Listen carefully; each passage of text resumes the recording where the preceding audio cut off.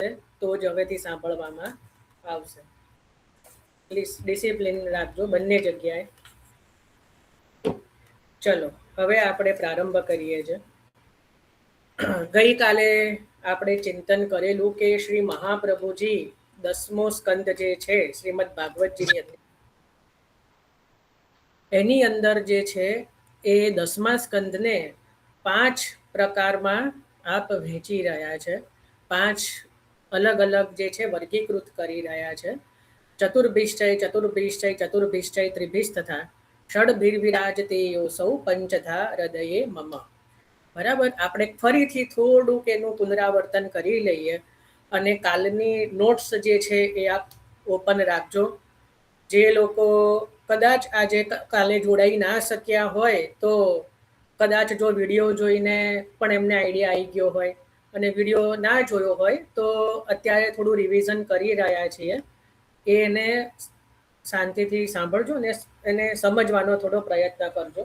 થોડું અઘરું છે પણ આપણે બને એટલો પ્રયત્ન કરીશું સમજવાનો. તો જો ચતુર્ભિશ્ચય શ્લોક છે જે આપણે નિત્ય મંગલાચરણમાં બોલીએ છીએ, 5મો શ્લોક છે. એની અંદર આખા 10મા સ્કંદનો અનુક્રમણિકા એક રીતે શ્રી મહાપ્રભુજીએ આપે લખી દીધી છે. એટલે એક જ શ્લોકમાં આખો 10મો સ્કંદ આવી ગયો. બરાબર, એક જ શ્લોકની અંદર. હવે એની અંદર 5 ભાગ પાડ્યા છે શ્રી મહાપ્રભુજી. એમાં સૌથી પહેલા જે છે ચતુર્ભિશ્ચય, પહેલું છે ચતુર્ભિશ્ચય. એને શ્રી મહાપ્રભુજી કહે છે જન્મ પ્રકરણ. શું કહે છે? જન્મ પ્રકરણ. એની અંદર 1 થી લઈને 4 અધ્યાય જે છે આપવામાં, એટલે જે 1 થી 4 અધ્યાય જે છે એને શ્રી મહાપ્રભુજી જન્મ પ્રકરણ કહે છે. બરાબર. હવે એના પછી બીજું ચતુર્ભિશ્ચય છે, એને શ્રી મહાપ્રભુજી તામસ પ્રકરણ કહે છે. આ તામસ પ્રકરણના પણ 4 પેટા પ્રકાર જે છે એ શ્રી મહાપ્રભુજી બતાવે છે. પ્રમાણ, પ્રમેય, સાધન અને ફળ. એટલે તામસ પ્રમાણ, તામસ પ્રમેય, તામસ સાધન અને તામસ ફળ. બરાબર. એટલે બીજું ચતુર્ભિશ્ચય એટલે 4 પ્રકાર છે. એટલે કયા 4 પ્રકારથી? કે તામસ પ્રમાણ, તામસ પ્રમેય, તામસ સાધન અને તામસ ફલ. કાલે આપણે એ પણ સમજ્યા હતા કે તામસ એટલે અનન્ય, તામસી નહીં, ક્રોધી નહીં, તામસ એટલે અનન્ય. બરાબર. તામસ ભક્તની વાત છે. 3 પ્રકારના ભક્ત હોય, તામસ, રાજસ અને સાત્વિક. બરાબર. અને નિર્ગુણ ભક્તો તો ત્યાં ગુણ પ્રકરણની અંદર આવી જાય છે. એટલે જે મુખ્ય 3 પ્રકારના ભક્તો જે છે એમાં તામસ એટલે અનન્ય, એટલે વ્રજ ભક્ત. આપણા સૌથી સરળ ભાષામાં કહું, વ્રજ લીલા જે છે એ તો આજે સમજીશું જ કે કયા પ્રકરણમાં કઈ લીલા છે. પણ અહીંયા સમજો, તામસ ભક્ત એટલે વ્રજ ભક્ત. બરાબર. એટલે આ તામસ પ્રકરણ છે. હવે એના પછી આપણે ત્રીજું ચતુર્ભિશ્ચય જોયું હતું, જેમાં હતું રાજસ પ્રકરણ. બરાબર. રાજસ પ્રકરણ. આ રાજસ પ્રકરણમાં પણ એ જ 4 પેટા પ્રકાર આપે વર્ગીકૃત કર્યા છે: પ્રમાણ, પ્રમેય, સાધન અને ફલ. બરાબર. તો એમાં પણ જે છે એ સેમ જ તામસના પ્રમાણે જ 4 પેટા પ્રકાર છે. એના પછી આવ્યું ત્રિભિશ તથા. બરાબર. એ ત્રિભિશ તથા એટલે સાત્વિક પ્રકરણ. ચોથું આવ્યું સાત્વિક પ્રકરણ. એની અંદર આપણે જોયું હતું કે ત્રિભિશ તથા એટલે 3 પ્રકારથી, કારણ કે એની અંદર પ્રમાણ નથી, પ્રમેય, સાધન અને ફલ. કારણ કે સાત્વિક ભક્તોને પ્રમાણની જરૂર પડતી નથી. હવે પ્રમાણ એટલે શું, પ્રમેય શું, સાધન શું ને ફલ શું, એ આજે આપણે સમજીશું. બરાબર. એટલે એની ચિંતા કરવાની નથી. અત્યારે એટલું જ સમજો કે સાત્વિક ભક્તોને પ્રમાણની જરૂર પડતી નથી. એટલા માટે જે છે પ્રમેય, સાધન અને ફલ આ 3 પ્રકારે વર્ગીકૃત કર્યું છે મહાપ્રભુજીએ સાત્વિક પ્રકરણને. બરાબર. અને છેલ્લું જે છે 5મો પ્રકાર ષડભિર્વિરાજતે, એટલે ષડ એટલે 6. આપણે કહીએ ને ષટ ઋતુ, ષટ એટલે 6. તો 6 એટલે ગુણ પ્રકરણ, 6 અધ્યાય. જો સૌથી પહેલા જન્મ પ્રકરણ, એમાં 4 અધ્યાય, અને છેલ્લે જે છે ગુણ પ્રકરણ, એમાં 6 અધ્યાય. બરાબર. એટલે 6 પ્રકારના ગુણ હોય ભગવાનમાં. કયા હોય? તો ઐશ્વર્ય, પરાક્રમ, યશ, શ્રી, જ્ઞાન અને વૈરાગ્ય. બરાબર. ફરી બોલું છું, ઐશ્વર્ય, પરાક્રમ, યશ, શ્રી, જ્ઞાન અને વૈરાગ્ય. આ 6 પ્રકારના ગુણો વાળું આ ગુણ પ્રકરણ છે. એટલે એને કીધું જે ષડભીર વિરાજતે, એટલે 6 પ્રકારના ગુણો જેમાં બિરાજમાન છે એવું આ ગુણ પ્રકરણ. બરાબર. ગોસાઈજીના 7 બાળકો છે, આપણે કાલે જોયું તો એમાં શ્રી ગિરધરજી જે છે પ્રથમ પુત્ર તો ધર્મી સ્વરૂપ છે, અને શ્રી ગોવિંદરાયજી થી લઈને ઘનશ્યામજી એમાં પણ એક એક ગુણની ભાવના કરવામાં આવે છે.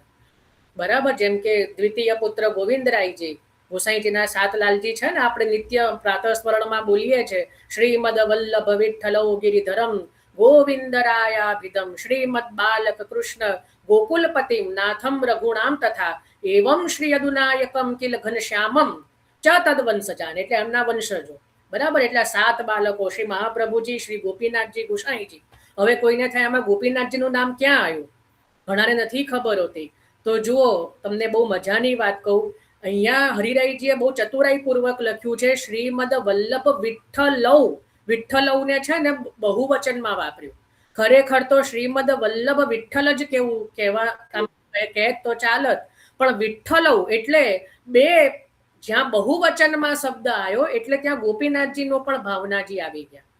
ખ્યાલ આવ્યો? એટલા માટે ગોપીનાથજીનું સ્વતંત્ર ભલે નામ નથી લીધું, પણ ગોપીનાથજીની ભાવના જે છે એ શ્રી મહાપ્રભુજી અને ગોસાઈજીની અંદર આવી જાય છે.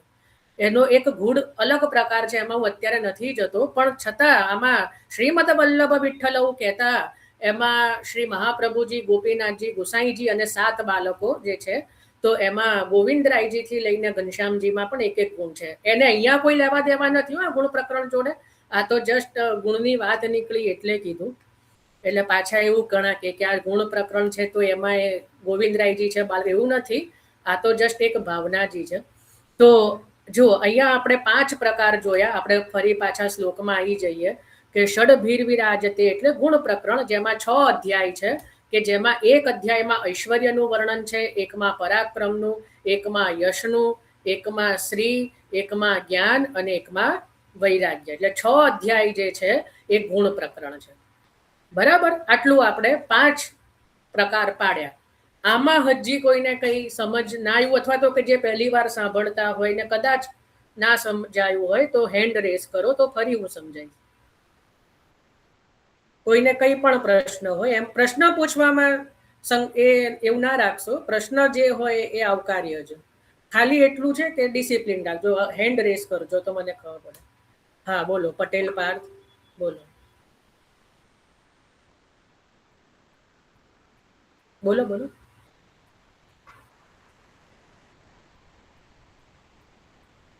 પટેલ પાર્થ.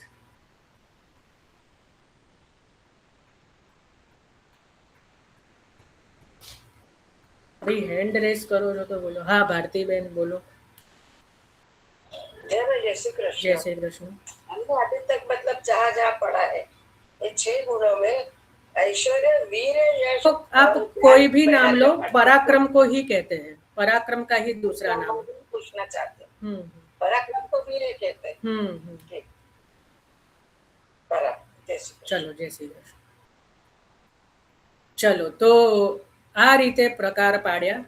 હવે અધ્યાયો આપણે જોયા. તો પ્રથમ જન્મ પ્રકરણ છે એના 4 અધ્યાય. બરાબર. એના પછી જે તામસ પ્રકરણ છે એના 7 7 7 7. બરાબર. તો એ રીતે 28 અધ્યાય તામસના. એના પછી રાજસ પ્રકરણના 7 7 7 7 28 અધ્યાય રાજસના. એના પછી ત્રિભિસ તથા સાત્વિક પ્રકરણ એટલે 7 7 7 પ્રમાણ પ્રમેય સાધન એટલે 21 અધ્યાય જે છે એ સાત્વિકના, અને 6 અધ્યાય ગુણના, એટલે એમ કરીને 87 અધ્યાય થયા. શ્રી મહાપ્રભુજી મૂલમાં જે સારસ્વત કલ્પની જે લીલા છે એ 87 અધ્યાયમાં માની રહ્યા છે. બરાબર. 3 અધ્યાય જે છે એ શ્રી મહાપ્રભુજી, એટલે છેલ્લા 3 નથી હો, હું તમને સંખ્યા કહીશ. મહાપ્રભુજી વચ્ચેના 3 અધ્યાય તામસ પ્રકરણમાં જ આવશે.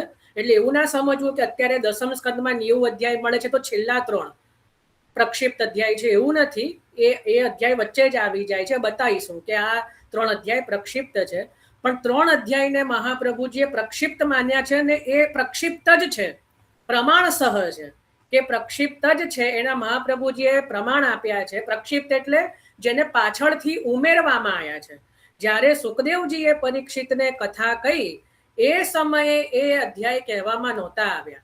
આ જે અધ્યાયો છે એને પદ્મ પુરાણ કે વિષ્ણુ પુરાણ આદિમાંથી એને ઉમેરવામાં આવ્યા છે પાછળથી. તો એ જે છે મૂળ શ્રીમદ ભાગવતજીના એ નથી, પણ છે તો પ્રભુની જ લીલા. અને મજાની વાત એવી છે કે એ 3 અધ્યાયની અંદર છાક લીલાનું વર્ણન આવે છે, જે આપણે ત્યાં તો પરમ માન્ય છે. એટલે બીજી બધી લીલા છે, અઘાસુરની, મોક્ષની લીલા આદિ બધી, પણ એક પુષ્ટિ લીલા એની અંદર પણ છે છાક લીલા, જે બીજા અધ્યાયોમાં નથી. એ પ્રક્ષિપ્ત અધ્યાયમાં છાક લીલા, કે પ્રભુ વ્રજભક્તો સાથે છાક આરોગે છે. એટલે આપણે ત્યાં જે છાક લીલા જે ગવાય છે ને, એ ત્યાંનો જે એ અધ્યાયમાં, પ્રક્ષિપ્ત અધ્યાયમાં એ લીલાનું વર્ણન છે. તો આ રીતે 87 અધ્યાય આખું આપણે સાંકળ્યું જોયું, અને 3 અધ્યાય પ્રક્ષિપ્ત થયા. એટલે અત્યારે જે 90 અધ્યાય મળે છે એ આ રીતનું એનું વર્ગીકરણ છે. બરાબર? આમાં કોઈને કઈ પ્રશ્ન, શંકા કઈ બી? હવે અધ્યાયો તો જોઈએ છે આપણે ક્રમ વાઇઝ, પણ ગઈકાલે આપણે આટલે સુધી જોયું હતું. બરાબર? આમાં બધાને સમજ પડી ગઈ. હવે ખાલી એક જ મિનિટ આપજો. હું જે પુસ્તકજીમાં આજ મેં કાલે લખ્યું હતું ને, મારે પેલું એમાં રહી ગયું છે, તો હું લઈને આવું છું. ખાલી જે પ્રમાણ પ્રમેયનું, તો એ હું ખાલી લઈ આવું, મને રહી ગયું છે. આ ત્યાં સુધી મારી પાસે છે ને 10 જાતના પુસ્તકો હોય, કે ગમે ત્યારે જે હાથમાં આવે એમાં લખવાનું. બાકી એક અંદર હતું, એટલે હું જ્યાં કાલે મતલબ સુતા લખતો હતો, તો ત્યાં અલગ પુસ્તક હતું. એટલે પેલી નોટ મારી, તો 10 પ્રકારની નોટો, એટલે પાછું યાદ રાખવાનું કે કઈ નોટમાં શું લખ્યું છે. કારણ કે જે હાથમાં આવે એમાં લખવાનું, અને બધું પેન્સિલથી જ લખવાનું. મને પેનથી લખવું ના ગમે, એટલે કદાચ કંઈ ભૂસવું હોય કે સુધારવું હોય તો સુધારી લેવાય. ચલો, તો હવે આપણે જે છે પહેલા હવે અધ્યાયોનો પ્રારંભ કરીએ. સૌથી પહેલા હવે જેની જોડે 10મ સ્કંદની અનુક્રમણિકા હોય, એટલે કોઈ પણ, તો એ આપ રાખજો, તો આપને સમજવામાં થોડી સરળતા રહેશે. બરાબર? તો 10મો સ્કંદ જ્યારે પ્રારંભ થાય, એમાં પહેલા 4 અધ્યાય જે છે, 1, 2, 3, 4 અધ્યાય 1, 2, 3, 4, એમાં જન્મ પ્રકરણ છે. હવે એ જન્મ પ્રકરણની અંદર વ્યુના જન્મનું વર્ણન છે. એ આમ તો આપણે જોઈ ગયા છીએ, પણ છતાંય જેને લખવું હોય એ લખી લો.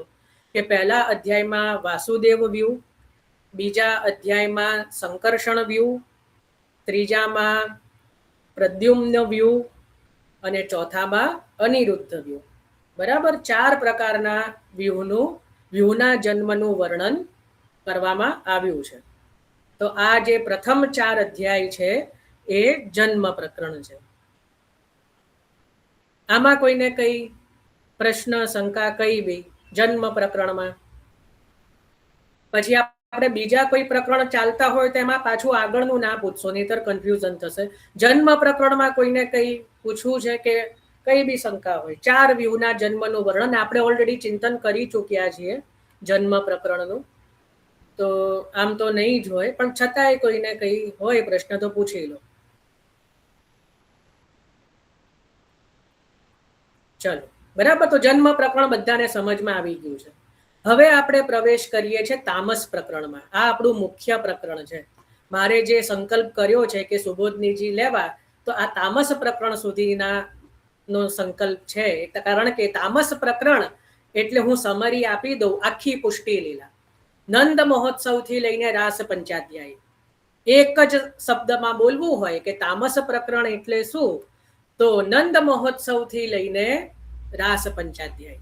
ખરેખર તો જો હવે તો મને તો આંબે પેટમાં રાખવું બહુ ગમે નહીં. સુબોધનીજી પ્રારંભ મારે છે ને તામસથી જ કરવા હતા. જન્મ પ્રકરણ મારે લેવાની મને ઈચ્છા જ નહોતી, કે વિચાર બી નહોતો, પણ લીધું તો ખરેખર પ્રભુની કૃપાથી. કારણ કે એ બેઝ હતો. મને પછી સમજમાં આવ્યું કે એ આધાર હતો. એના વગર, કારણ કે આપણે રસ પીવો હોય તો એક પાત્ર જોઈએ, તો સીધો હાથમાં ખોબા ભરીને રસ પીએ તો આનંદ ન આવે. તો આ જન્મ પ્રકરણ એ પ્રભુએ એક પાત્રતા સિદ્ધ કરાઈ આપણી, કે સુબોધનીજીને આપણે હવે સમજી શકીએ. સીધું તામસ પ્રકરણમાં જતા રહ્યા હોત ને તો બહુ અઘરું થઈ જાત. એટલે પ્રભુ જે કરે એ સારા માટે. બાકી મારો તો સંકલ્પ કેવલ તામસ પ્રકરણ લેવાનો જ હતો, પણ પછી જન્મ પ્રકરણ લીધું, સારું જ છે. તો હવે જુઓ, તામસ પ્રકરણ જે છે, એટલે એક શબ્દમાં તામસ પ્રકરણને વર્ણન કરવું હોય તો શું વર્ણન કરાય કે પુષ્ટિ લીલા. બરાબર, બધી ઠાકોરજીની બધી લીલા પુષ્ટિ જ છે, પણ આપણી જે મૂળ એટલે નંદ મહોત્સવ થી રાસ પંચાધ્યાય, આપણે આખા વર્ષ જેટલી પણ સેવાક્રમ છે એ આ તામસ પ્રકરણના આધારથી આપણો સેવાક્રમ કીર્તન ક્રમ ચાલે છે. સમજ પડી? અમુક એવા છે કે દ્વારકા લીલા આદિમાં પણ આપણે ગઈએ છીએ, પણ એ બહુ 1-2% જ છે. કે જેમ કે રથના સમયે આપણે અમુક દ્વારકા લીલાના પણ પદો ગવાય છે, પણ એ બહુ 1-2 એવા જ છે. બાકી મોસ્ટલી 99% જે આપણે પદો લઈએ છીએ કે સેવાની જે ભાવનાજી જે છે એ આ તામસ પ્રકરણની છે. બરાબર, શ્રીમદ ભાગવતજીની. હવે આપણે પ્રવેશ કરીએ છીએ કે તામસ પ્રમાણ, પ્રમેય, સાધન અને ફળ 4 પ્રકારે વર્ણન કર્યું. તો હવે આપણે સમજીએ કે પ્રમાણ, પ્રમેય, સાધન અને ફળ એટલે શું. કાલે હૃદયમાં ચિંતન ચાલતું હતું. મેં કીધું ને કે રાત્રે 12-12:30 થયા છે ને મને અમુક અર્થો ખરેખર મહાપ્રભુજીએ કરાય એટલું ઉઠીને તરત લખી લીધા કે ભૂલી ના જવાય. એટલે તરત જ બાજુમાં જે પણ મારી આજુબાજુ પુસ્તક પેલું નોટ પડી જ હોય એટલે તરત નાઇટ ચાલુ કરીને લખી લીધા. જો હવે એના મને 3 ભાવ હૃદયમાં આવ્યા. આ કોઈ એવું એટલે સૈદ્ધાંતિક જ છે, પણ 3 અલગ અલગ પ્રકારના ભાવ હૃદયમાં આવ્યા. તો એ હું કહી રહ્યો છું. સૌથી પહેલા આપણે પહેલો ભાવ સમજીએ. શેનો સમજીએ? પ્રમાણ, પ્રમેય, સાધન અને ફળ. બરાબર, બહુ ફાસ્ટ નથી જતું ને, અને જાય છે મને સમજ પડી. પણ સારું, ચલો આપણે છે ને તામસ અને રાજસ બે જ લઈશું આજે. વાંધો નહીં, ચલો આખું નથી બતાવું, નહીં તો પાછું પેલા દિવસ જેવું થઈ જશે, પહેલા દિવસ ચલો વાંધો નહીં, ધીરે ધીરે લઉં છું. જો તામસ પ્રકરણની અંદર 4 ભાગ કર્યા: પ્રમાણ, પ્રમેય, સાધન અને ફળ. તો આપણે પહેલા એ સમજીએ કે એટલે શું, કેમ મહાપ્રભુજીએ પ્રમાણ, પ્રમેય, સાધન અને ફળ જ ભાગ કર્યા. કાલે દીપકભાઈનો એક પ્રશ્ન હતો. તો જુઓ, આપણે પ્રમાણ, પ્રમેય, સાધન, ફળ છે ને બધે જ યુઝ થાય, બધે જ. હું તમને એક બહુ મજાની વાત કહું. તમે મારી અંદર પણ આ 4 વસ્તુ આપણે પણ અરસપરસ કરી છે. જો પ્રમાણ એટલે શું કે તમને થોડું, ધારો કે તમને એવું હોય કે અમે જયભાઈનો સત્સંગ એટેન્ડ કેમ કરીએ, ખરેખર સાચું કહી રહ્યા છે કે નહીં. તો શરૂઆતમાં આપણને એટલો વિશ્વાસ ન હોય, કારણ કે હું તો સાવ અજાણ્યો હતો અને મારા માટે આપ બધા અજાણ્યા હતા. બરાબર, પણ આપ બધા બહુ બધા જ, હું તો એકલો જ, હું બધાની પરીક્ષા કરી ન શકું. પણ અમુક એવા તો ભગવદીય હોય ને, એટલે કે જે ખરેખર થોડું ઘણું જાણતા હોય, તો એમને ક્યારેક તો મારી કસોટી કરી હોય એ કરવી જ જોઈએ. એમાં ખોટું નથી કે ભાઈ આ જે છે એને માપી તો લઈએ આપણે કે આ સાચું કે છે કે નહીં, મહાપ્રભુજીના સિદ્ધાંત. કારણ કે શરૂઆત હોય, એમાં કોઈ ખોટું નથી, ઓળખતું ના હોય. બરાબર, તો એમને જે ખબર હોય ને એ પણ એ પ્રશ્ન કરે કે આ સાચું કે છે કે નહીં, તો આપણને વિશ્વાસ આવે. તો પ્રમાણથી શું થાય? વિશ્વાસ આવે. પ્રમાણ આપણે કોઈને માપીએ. જસ્ટ હું ત્યાં લૌકિક ભાષામાં કહી રહ્યો છું, અલૌકિક પછી અર્થો જોઈશું. તો પ્રમાણથી શું થાય? આપણામાં વિશ્વાસ આવે. બરાબર, પ્રમાણથી પ્રમેય સિદ્ધ થાય. હવે આપણને પ્રમેય એટલે દ્રઢ વિશ્વાસ, આસક્તિ. હવે તમને મારામાં એટલું તો વિશ્વાસ આવે કે ભાઈ આ ખોટું નહીં કે ક્યાં કહેશે તો આપણે કહી દઈશું તો વાંધો નહીં આવે. હવે ઓળખી ગયા, હવે આપણે એકબીજાને ઓળખી ગયા. પહેલા સામાન્ય પરિચય હોય, પછી દ્રઢ પરિચય થાય. બરાબર, તો એને થઈ જાય પ્રમેય. એ શું કહેવાય? પ્રમેય, કે હવે દ્રઢ વિશ્વાસ આવ્યો. એના પછી આવે સાધન. સાધન એટલે આપણે એકબીજાને માટે, જો આપણે તમે આટલો બધો સમય કાઢી રહ્યા છો, બરાબર, નહીં તો અત્યારે તમે ટીવી પણ જોઈ શકત, કોઈની રિલેટિવ સાથે વાત બી કરી શકત, મૂવી જોઈ શકત, બહાર જઈ શકત. બરાબર, પણ તમે પણ બધું જ છોડીને અત્યારે જોડાવો છો. બહુ મને પણ ખબર છે કે રાતનો મોડો સમય થઈ જાય છે, ઘણાને અનુકૂળતા પણ ન હોય, પણ છતાં પણ રસ છે એટલે જોડાઈ રહ્યા છો. તો આ તમે સાધન જ, આ એક પ્રકારનું સાધન જ થયું ને. સાધન એટલે ક્રિયા, કે બધું જ છોડીને 9:15 વાગ્યા કે જેટલા ટાઈમે કીધું હોય તો તમે જોડાયા. અત્યારે ના લખશો, હું હજી આ તો લૌકિક ભાષામાં સમજાઈ રહ્યો છું, હજી હું અલૌકિક પર આવીશું. હજી હું સરળતાથી સમજાવું કે સાધન શું થયું? ક્રિયા. ખ્યાલ આવ્યો? અને ફળ શું મળ્યું? તો સત્સંગ, આનંદ આવે છે. રસ આવે છે. બરાબર. તો આપણે પણ આ 4 વસ્તુમાંથી જ પસાર થઈએ છીએ. ખ્યાલ આવ્યો? પ્રમાણ, પ્રમેય, સાધન અને ફળ. તો અહીંયા જે ભગવાનની જે લીલા સુધી પહોંચવા માટે પણ જયશ્રીબેન એટલું જોરથી બગાસો ખાધો. હજી તો તામસમાં જ છીએ આપણે. વાંધો નહીં. અરે વાંધો નહીં. પછી હું ઊંઘી જઈશ ને તો બહુ પ્રોબ્લેમ થશે. વાંધો નહીં. જુઓ, હવે પ્રમાણ એટલે શું? હવે જો મને જે પહેલો ભાવ આવ્યો એ મૂળ લખો. મૂળ. પ્રમાણ શું છે? મૂળ. પ્રમેય છે કૃપા. પ્રમેય છે કૃપા. આપણે શું કહીએ કે કોઈ ભગવતીને પૂછીએ ને કે પાછું કે આપની તબિયત કેવી છે, તો શું બોલે ખબર છે? શ્રી મહાપ્રભુજીનું પ્રમેય બળ છે, ઠાકોરજીનું પ્રમેય બળ છે. પ્રમેય બળ એટલે કૃપા. પ્રમેય બળ એટલે કૃપા. સાધન એટલે સંબંધ. જો આપણો પણ એક સંબંધ સ્થાપિત થઈ ગયો, ચાહે લૌકિક તો નહીં, અલૌકિક સંબંધ થઈ ગયો કે નહીં. આપણે પણ એકબીજાને, ઘણાને હું કહું ને કે રવિવારે વિશ્રામ રહેશે, તો બી કે મને તો એક બે વૈષ્ણવ કે નાના જે બી રવિવારે રાખો. મેં કહું પણ મારા પર તો રહેમ કર. મારે એક દિવસ આગળનું, હું એક રવિવારમાં 7 આગળ જે 6 દિવસ લેવાનું હોય એનું અધ્યયન કરી લઉં. કારણ કે મારે પોતાને બી સમય જોઈએ ને થોડો, અને કંઈક બીજા પણ કાર્યો હોય તો એ બી કરવાના હોય. તો એ એક દિવસમાં મારે 6 દિવસનું ભેગું કરવાનું હોય. અને પછી આપણે જો આ એક રીતે છાક લીલા જ છે કે પછી આપણે બધા એકબીજાને સાથે બેસીને જે છે પ્રભુ સાથે, પ્રભુની સંગે બિરાજીને આપણે પેલો મહાપ્રસાદ, આપણો મહાપ્રસાદ જ છે, સત્સંગ રૂપી મહાપ્રસાદ. આ છાક લીલા થઈ કે નહીં? તો છાક માટે સામગ્રી સિદ્ધ કરવી પડે કે નહીં? તો એના માટે એક દિવસ તો જોઈએ મારે. તો જો સાધન એટલે શું કહેવાય? સંબંધ. સાધન એટલે સંબંધ. તો અને એનાથી શું મળે? તો ફલ. ફલની કોઈ વ્યાખ્યા ના હોય. ફલ એટલે રસ. બરાબર. ફલને આપ લખી લો રસ. તો જુઓ, હવે જ્યારે હું એક બહુ સુંદર, મને એક પદ, મને તો યમુનાજીના પદોમાં થોડું વિશેષતા બધા હવે સમજી ગયા છે. બોલો, મને અત્યાર સુધી આ પદનો અર્થ આ રીતે ખબર નહોતી. કાલે અચાનક એ ભાવ હૃદયમાં આવ્યો. સાચો ખોટો હું કઈ જાણતો નથી ને કોઈ ગ્રંથમાંથી નથી. જે હૃદયમાં આવ્યો ને એ હું કહું છું, જે મને મહાપ્રભુજીએ બતાવ્યો એ જ કહી રહ્યો છું. કોઈને પસંદ આવે તો સારી વસ્તુ, જે ભૂલ હોય તો મને કહેજો. યમુનાજીનું 12મું પદ છે ને, 12મું પદ આપને તો કોઈને મોઢે કેટલાને જે ખબર નહીં. જા મુખતે શ્રી યમુને યહ નામ આવે.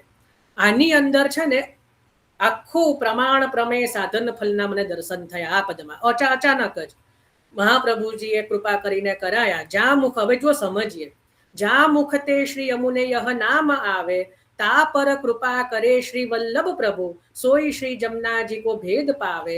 તન મન ધન સબ લાલ ગિરી ધરણ કે, દઈ કે ચરણ જબ ચિત્ત લાવે.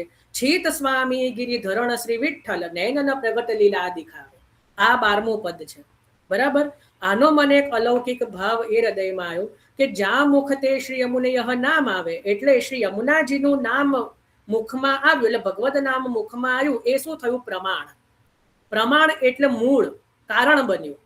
કંઈક કૃપાનું કંઈક કારણ જોઈએ ને, તો અહીંયા શ્રી યમુનાજીનું નામ શું થયું? પ્રમાણ. એ પ્રમાણ, યમુનાજીનું નામ એ જે કારણ બન્યું. પ્રમાણ એટલે કારણ. મૂળ લખો કે કારણ લખો. બરાબર. તો એ મૂળમાં શું થયું? શ્રી યમુનાજીનું નામ જેને લીધું, જેના મુખમાં યમુનાજીનું નામ આવ્યું, તો યમુનાજીનું નામ કારણ બન્યું. તો કારણ બન્યું તો હવે આગળ પ્રમેય શું થયું? તો તા પર કૃપા કરે શ્રી વલ્લભ પ્રભુ. એ શું બની ગયું? પ્રમેય. શું થયું? મહાપ્રભુ, જેના મુખે શ્રી યમુનાજીનું નામ આવ્યું, એના પર શ્રી મહાપ્રભુજી કૃપા કરે, તો એ ત્યાં થઈ ગયું પ્રમેય. કે શ્રી વલ્લભે કૃપા કરી અને પુષ્ટિ માર્ગનો ભેદ એને ખબર પડી. મર્યાદા અને પુષ્ટિ વચ્ચે જે દૈવી જીવ હતા, કે દૈવી જીવ છે, એને મર્યાદામાં શું છે ને પુષ્ટિમાં શું ભેદ છે એ સમજમાં આવી ગયું શ્રી મહાપ્રભુજીની કૃપાથી. તો એ થયું પ્રમેય. હવે પ્રમેય પછી સાધન શું? તન મન ધન સબ લાલ ગિરી ધરણ કે, બ્રહ્મ સંબંધ લીધું મહાપ્રભુજીના શરણે આવીને. તો એ શું થઈ ગયું? સાધન. અને ઠાકોરજીની સેવા પર જે છે એ માથે પધરાવીએ છીએ આપણે. તો તન મન ધન સબ લાલ ગિરી ધરણ કે દઈ કે ચરણ જબ ચિત્ત લાવે, એટલે એ થયું સાધન. અને એનું ફલ શું? ચેત સ્વામી ગિરિધરણ શ્રી વિઠ્ઠલ નૈનન પ્રગટ લીલા દેખાવે. તો ગિરિધરણ અને વિઠ્ઠલ એટલે યુગલ સ્વરૂપની લીલાના એના દર્શન સુધી, યુગલ સ્વરૂપની નિકુંજ સુધી એ જીવ પહોંચી જાય, એ બની ગયું ફલ. તો આ એક જ પદની અંદર પ્રમાણ, પ્રમેય, સાધન અને ફલનું વર્ણન થઈ ગયું. બરાબર. આ મને પણ ખબર નહોતી. આ ભાવ હું કોઈ ખોટું નહીં બોલું, ખોટું બોલીને મને કઈ નથી મળવાનું. તો આ ભાવ અચાનક જ કાલે ચિંતન થતું હતું ને એકદમ હૃદયમાં પ્રગટ થઈ ગયું, તો મેં લખી લીધું. મેં કહું પાછું કદાચ મારી મંદ બુદ્ધિ છે ને હું ભૂલી જાઉં તો એટલે લખી લીધું. મને એટલે જ મને એ છે કે ભૂલી ના જવાય એમ. તો એટલા માટે અહીંયા શું થયું? અહીંયા પ્રમાણ કોણ બન્યું આ પદમાં? તો યમુનાજી પ્રમાણ બન્યા. પ્રમાણ એટલે કારણ બન્યા, મૂળ. એના પછી પ્રમેય કોણ બન્યું? તો શ્રી વલ્લભે કૃપા કરી. સાધન કોણ? તો શ્રી ઠાકોરજી, કારણ કે ઠાકોરજીને આપણે ચરણે બ્રહ્મ સંબંધ લીધું, તુલસી દલ સ્થાપ્યા અને આપણા માથે ઠાકોરજી પધરાયા. અહીંયા સાધન એટલે લૌકિક સાધન નથી સમજવાનું, અલૌકિક છે.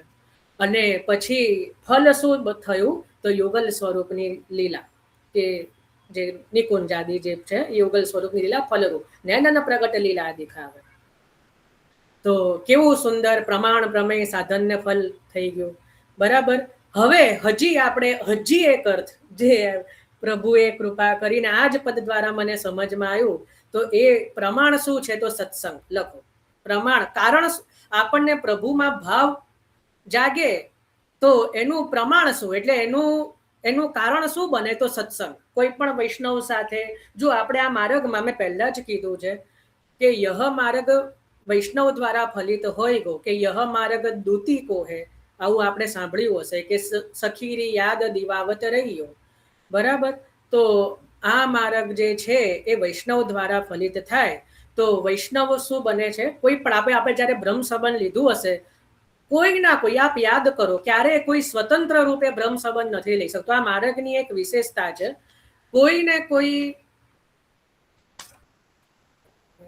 એક જ મિનિટ, લેપટોપમાં બેટરી જતી રહે. એક તો છે ને આવું બધું મને યાદ ના રહે. જે છે એ નિમિત્ત બને. આપણે જે પુષ્ટિ માર્ગમાં જેના દ્વારા આપણે આવીએ, કે એની અંદર જે છે આપણે પુષ્ટિ માર્ગની અંદર પ્રવેશ થાય આપણો, તો કોઈ ને કોઈ એનું નિમિત્ત બને. તો એ વૈષ્ણવ જે છે એ શું બને? કારણ, પ્રમાણ.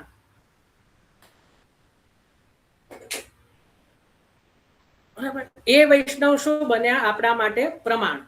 કે ભાઈ એ વૈષ્ણવના સંગથી, એ વૈષ્ણવના સત્સંગથી જે છે એ આપણે પુષ્ટિ માર્ગમાં આવ્યા. તો સત્સંગ જે છે એ પ્રમાણ આપણા ઠાકોરજી માટે આપણો જે છે ભાવ જાગૃત કરે.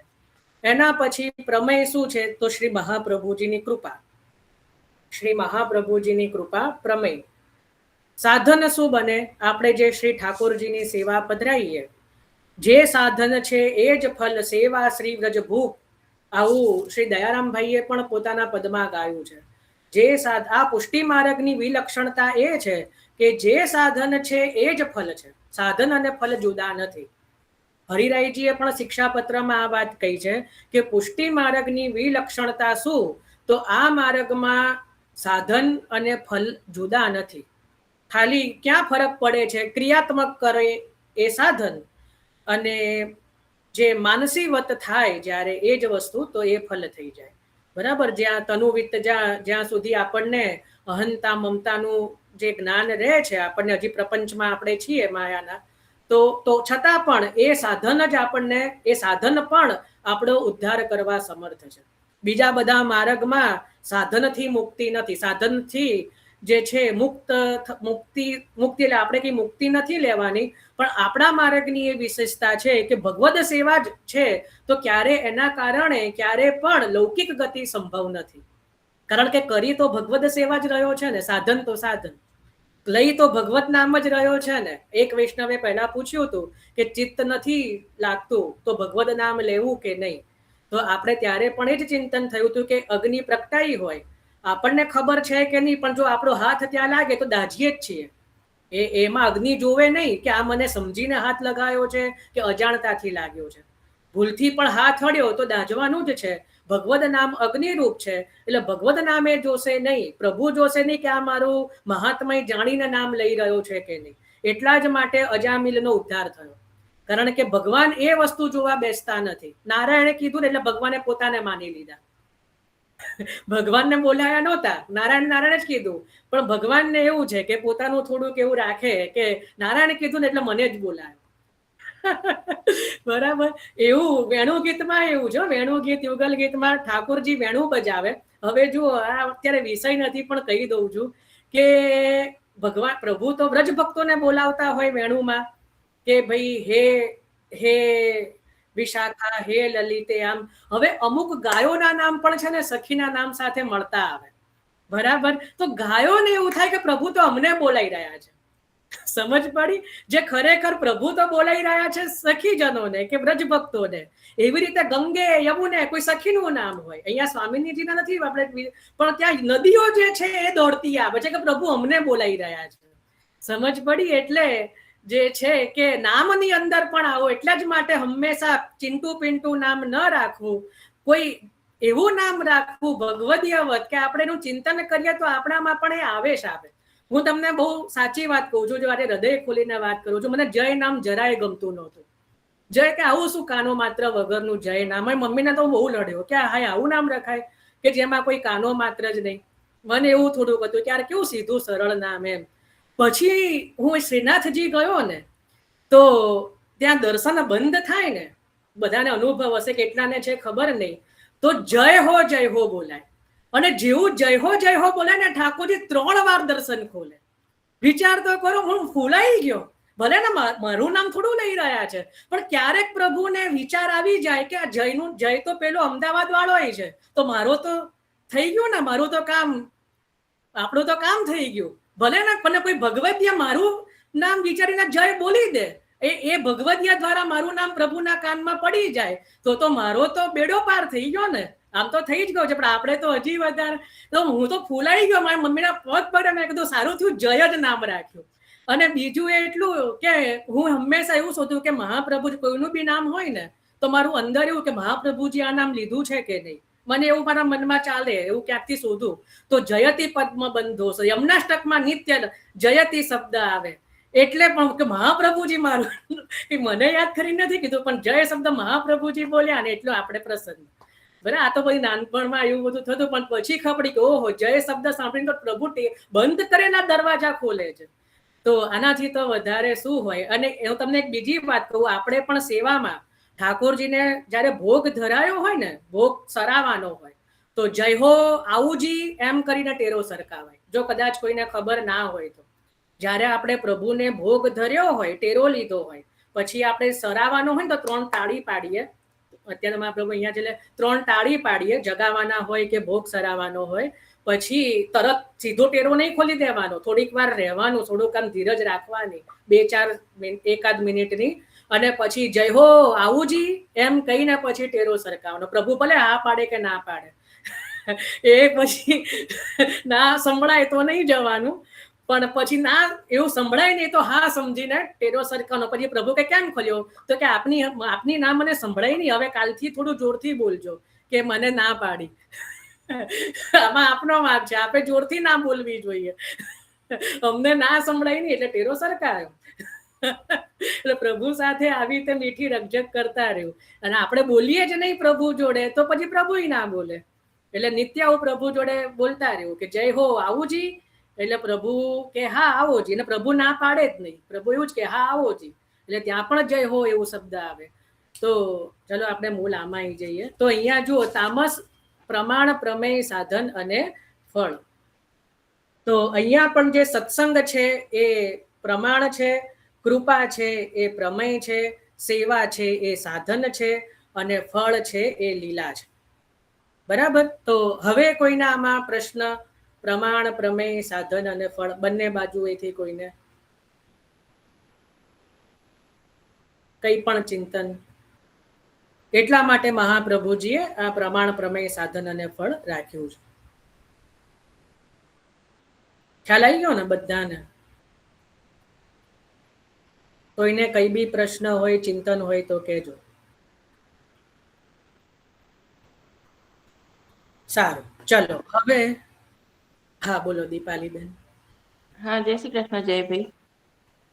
મારે ખાલી એક એ પ્રશ્ન હતો કે આપે કીધું કે સત્સંગ છે એ પ્રમાણ છે અને પછી જે કૃપા થાય એ પ્રમેય છે.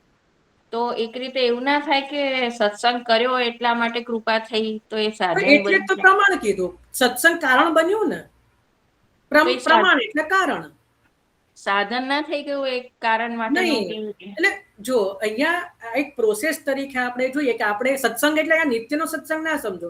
જ્યારે આપણે બ્રહ્મ સંબંધન નહોતું ત્યારે કોઈ વૈષ્ણવના સંઘમાં કે ક્યાંકથી તો આપણે કોઈ વૈષ્ણવના ટચમાં આવ્યા, કોઈના દ્વારા જાણ્યું, બરાબર. ત્યારે આપણને ખબર પડી કે અહીંયા આપણે આ માર્ગમાં જવું જોઈએ. એ પ્રારંભનો સત્સંગ એની વાત કરી રહ્યો છું. બાકી આપણા માર્ગમાં કીધું ને કે બધું જ ફલ, આખો માર્ગ જ ફલરૂપ છે. તો સત્સંગ તો સાધન પણ નહીં.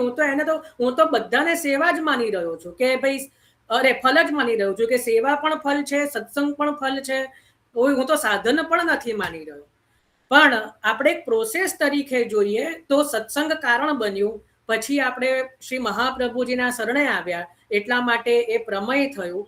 એ કૃપા શ્રી મહાપ્રભુજી આપણને કૃપા કરીને શરણે લીધા. પછી શ્રી ઠાકોરજી પુષ્ટાઈને આપણા માથે પધરાયા, તો એ સાધન થયું, આપણે સેવા કરતા થયા. અને એનું ફલ શું કે શ્રી ઠાકોરજી પોતાની નિજ લીલાનો આપણને અનુભવ કરાવે. એટલે એક પ્રોસેસ તરીકે આ મેં કીધું એમ. બાકી તો બધું જ ફલ છે, કોઈ સાધન પણ નથી. કારણ કે દયારામભાઈ કહે છે ને કે જે સાધન છે એ ફલરૂપ એમ. હા, બરાબર.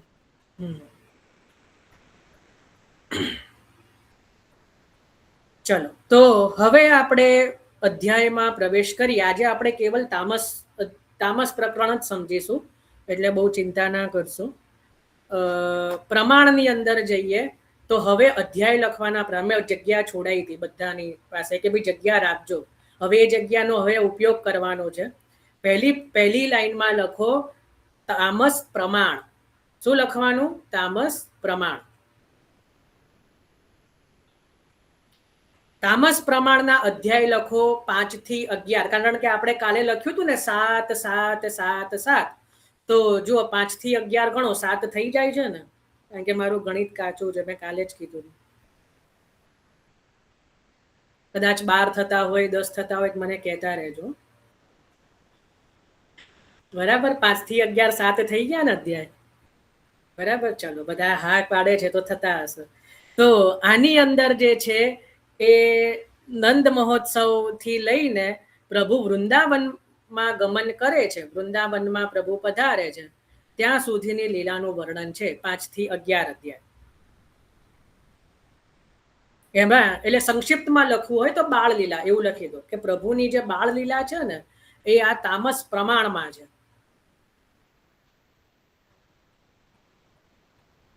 પ્રભુની બાળ લીલા.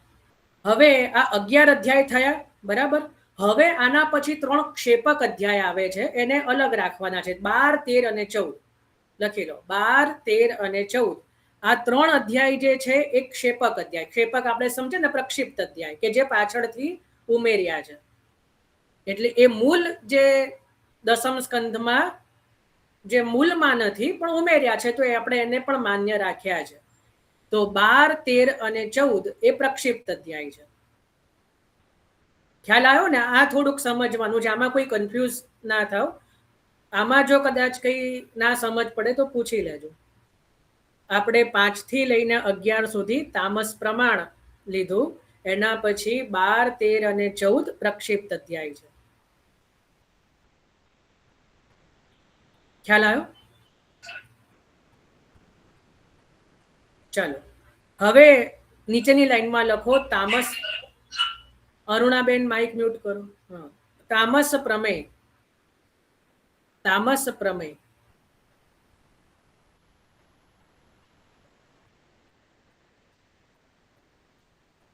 એમાં 15 થી લઈને 21 ગણી લેજો. 7 થાય છે, 7 20 કે 22 નથી થતા ને? 15 થી 21.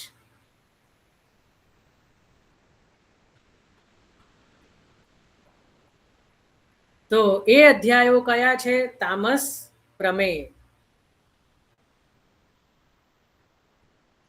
તામસ પ્રમેય, બરાબર. આની અંદર જે છે એ કાલિય નાગની એટલે પ્રભુએ જે નાગ દમન લીલા કરી, વેણુ ગીત આદિ જે છે એ આની અંદર વર્ણન કરવામાં આવ્યું છે. એટલે વૃંદાવનની લીલા છે આમાં મુખ્ય, વૃંદાવનની લીલા.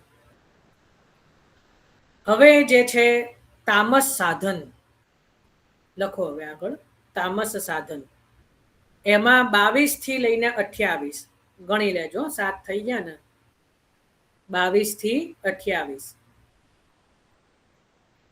આ છે તામસ સાધન પ્રકરણ. એમાં કઈ લીલા છે? તો છે ચીરહરણ અને ગોવર્ધન લીલા. ચીરહરણ અને ગોવર્ધન લીલા એટલે કાત્યાયની વ્રત કર્યું ને ગોપીજનોએ, એક એ મુખ્ય, અને ગિરિરાજજીની લીલા. આ કઈ લીલા છે? તામસ સાધન. 22 થી 28 અધ્યાય, બરાબર. અને ચોથું છે તામસ ફલ પ્રકરણ. એની અંદર લખો રાસ પંચાધ્યાયી અને યુગલ ગીત.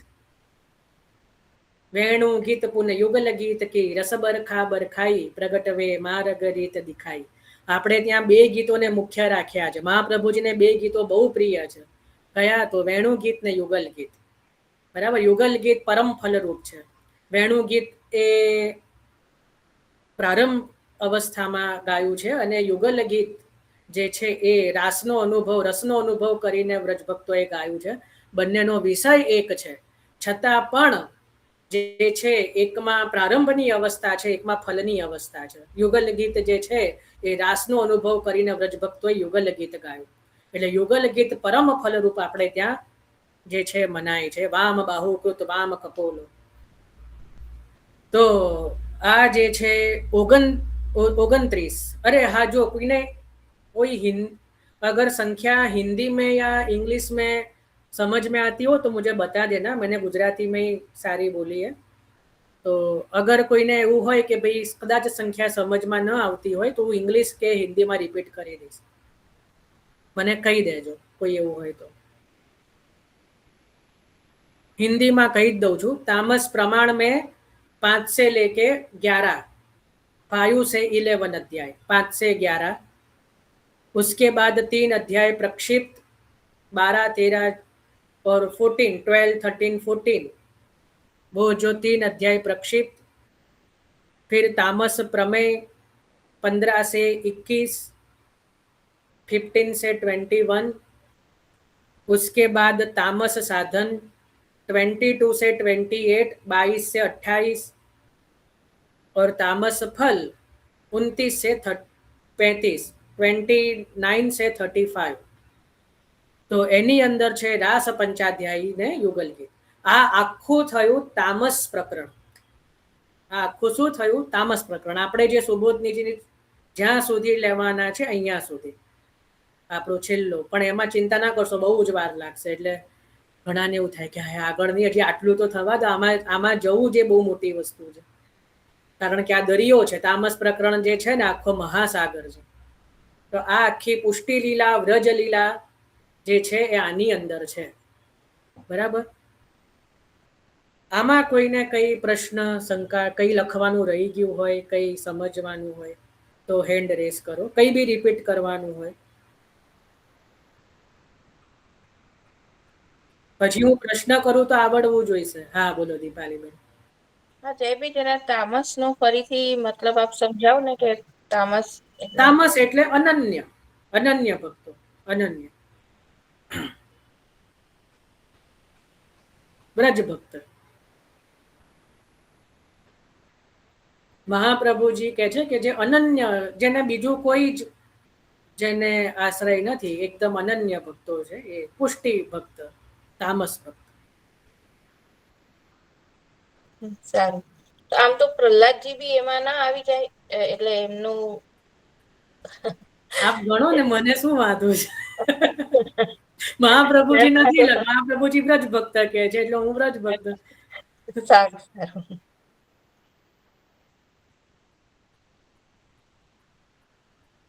વર્ષાબેન દેત્રોજા. હા ભાઈ, આપે આ પ્રમાણ પ્રમેય સાધનમાં બધી લીલા બતાવી, તો આ પ્રક્ષિપ્ત જે છે 12, 13 અને 14 એમાં કઈ લીલા આવશે? એની અંદર, હા, એની અંદર જે છે એ પેલો અઘાસુર, બ્રહ્માજીને મોહ થાય છે, પછી પ્રભુ અઘાસુરનો વધ કરે છે, છાક લીલા છે, એનું વર્ણન છે. હા, બ્રહ્માજીનો મોહ, છાક લીલા, અઘાસુરનો વધ, એ પ્રકારની 3 લીલાઓ આ 3 અધ્યાયમાં છે. પણ આપણે એમાંથી કઈ ગ્રહણ કરવાની છે? છાક લીલા.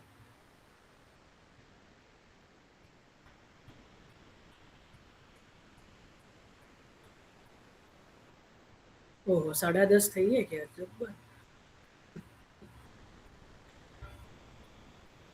એવું થાય હજી હમણાં તો પ્રારંભ કર્યો, ખબર નહીં કે મને પછી ઘડિયાળ જોઈએ તો 10:30 થઈ ગયા હોય, 11 વાગી ગયા હોય.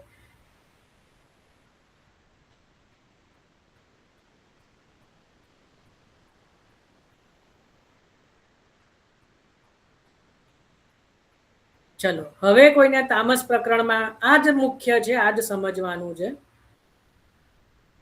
ફરી કોઈ રિપીટ કરવા જેવું લાગે છે? પ્રમાણ, પ્રમેય, સાધન, ફળ, એમાં 7, હા, હજી એક વસ્તુ, 7 જ કેમ? કઈ લકી નંબર છે એવું? કદાચ મહાપ્રભુજી લકી ડ્રોમાં 7મો નંબર.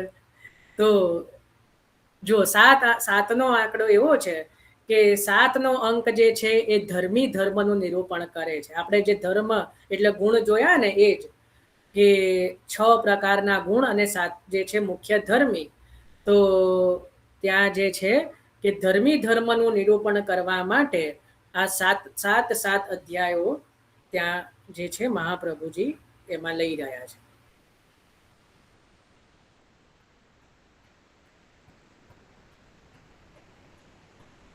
ખ્યાલ આવ્યો? આજે આપણે અહીંયા તામસ પ્રકરણ જ રાખીએ છીએ, આગળ નથી લેતા. આજે આપણે ફરીથી આનું ચિંતન કરો. જે લોકો પહેલી વખત જ સાંભળી રહ્યા છે, કે જેને ખબર જ નથી, એના માટે આ થોડું સમજવું મુશ્કેલ છે. તો આપ હજી એકવાર એને થોડું વાગોળો, બરાબર? આપણે સોમવારે ફરી મળીશું. કદાચ કોઈને કઈ શંકા હોય તો પૂછી લેજો, એમાં પ્રશ્ન હોય તો. અને સોમવારે પછી આપણે રાજસ અને સાત્વિક ને સમજીશું, બરાબર? અત્યારે આપણે એક પહેલા અધ્યાયથી લઈને 35મા અધ્યાય સુધીનું આપણે એ શૃંખલા જોઈ. જન્મ પ્રકરણ અને તામસ પ્રકરણ. કોઈને એવું નથી થયું ને કે નથી સમજ પડી સાવ? એવું હોય તો પૂછી લેજો, વાંધો નથી.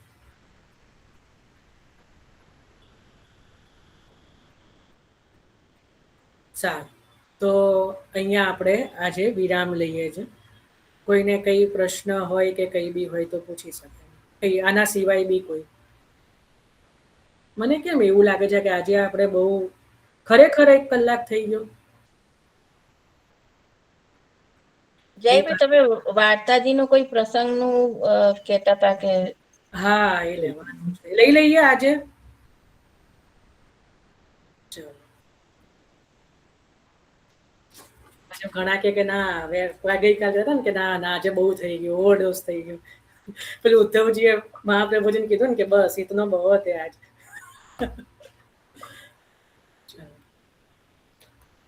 ભેગું નહીં થઈ જાય ને પછી તામસ પ્રમાણમાં કૃષ્ણદાસ મેઘનજી નહીં આવી જાય ને, બરાબર? જો આપણું તામસ પ્રકરણ અહીંયા પતી ગયું, અહીંયા વિરામ થયું. પતી ગયું ના કહેવાય, વિરામ થયું. હવે આપણે સત્સંગનો વિષય બદલી રહ્યા છીએ, બરાબર?